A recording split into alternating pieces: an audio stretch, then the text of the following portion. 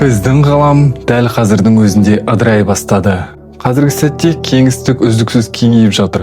Соның салдарынан ғаламдағы барлық нысандар бір-бірінен алыстап барады. 1998 жылы астрономдар бұл кеңеюді жай ғана емес, жылдамдап жатқанын анықтады. Біз әлі толық түсіне алмайтын, көзге көрінбейтін бір күш ғаламды барған сайын тезірек кеңейтіп келеді.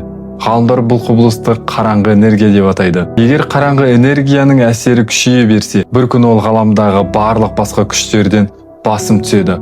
Ғаламның кеңейген сайын қараңғы энергияның ықпалы да арта береді. Мұны созылған резинкемен салыстыруға болады.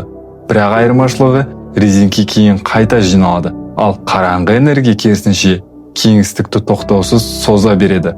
Алдымен ол гравитацияны жеңеді. Соның нәтижесінде барлық галактикалар ыдырайды.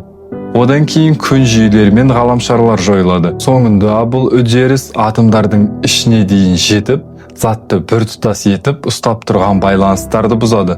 Нәтижесінде бұрын соңды өмір сүрген бүкіл материя толықтай ыдырайды. Ол жоғалып кетпейді, жанбайды да, тек енді ешқашан біртұтас күйде өмір сүрмейді.